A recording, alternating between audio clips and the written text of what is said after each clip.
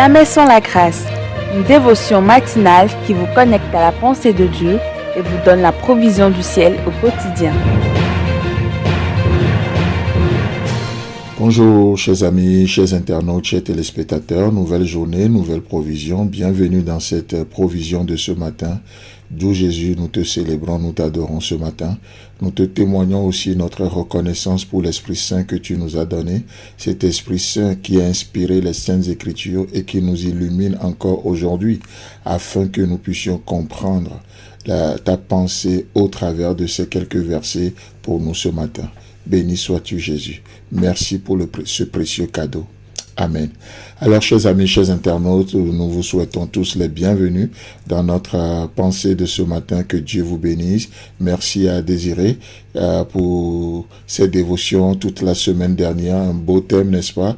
Équipé pour servir. Équipé pour servir. C'est extraordinaire de voir, alors que notre Dieu est un Dieu de préparation, c'est ce Dieu qui vient nous équiper.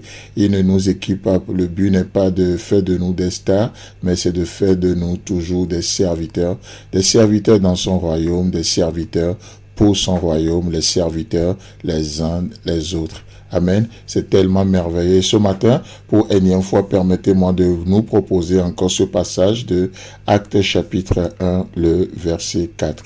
Alors, j'aimerais juste vous encourager aussi à prier pour nous. Je sais que vous le faites, mais ce matin, j'aimerais quand même en faire officiellement la demande de prier pour cette émission, de prier aussi pour nos équipements, de prier pour les orateurs, de vraiment apporter-nous devant le Seigneur. Nous avons besoin aussi de vos prières, de vos soutiens. Et si vous avez à cœur de soutenir vraiment cette émission sur le point matériel aussi, pour que nous soyons équipés et que nous faisons mieux ce que nous faisons déjà bien, alors n'hésitez pas à nous contacter sur notre numéro ou à nous écrire. D'accord, ça nous ferait vraiment, vraiment plaisir. Que Dieu vous bénisse. Actes chapitre 1, le verset 4.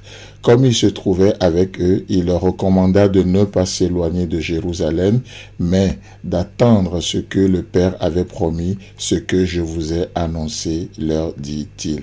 Alléluia. C'est un beau passage qui depuis un moment refuse de nous quitter, n'est-ce pas? Et c'est merveilleux juste de s'attarder sur la parole de Dieu, de laisser Dieu nous parler au travers des Saintes Écritures. C'est beau, c'est merveilleux. Et une chose que nous voyons au travers de ce passage, c'est de voir que pour les disciples, ça a été une promesse, mais pour vous et moi aujourd'hui, c'est une réalité. Il est question de l'Esprit Saint, n'est-ce pas?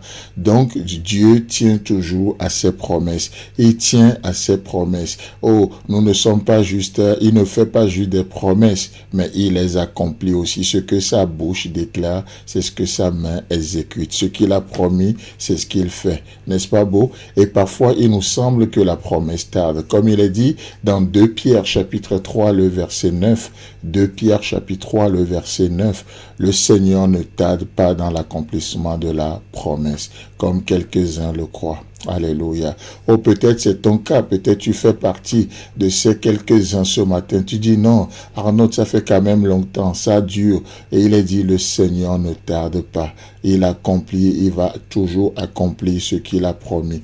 Je ne sais pas trop ce qu'il t'a promis, mais je sais une chose, Dieu n'est jamais l'auteur d'une œuvre inachevée. Ce qu'il promet, il accomplit. Ce qu'il déclare, il exécute. Et je me joins à toi ce matin, oh, avec une foi sincère, pour prier avec toi pour que ce qu'il t'a promis, ce qu'il t'a annoncé, voit le jour aujourd'hui au nom puissant de notre Seigneur Jésus-Christ. Alors, durant ce temps d'attente, comme il a dit aux disciples, de ne pas s'éloigner de Jérusalem, mais d'attendre.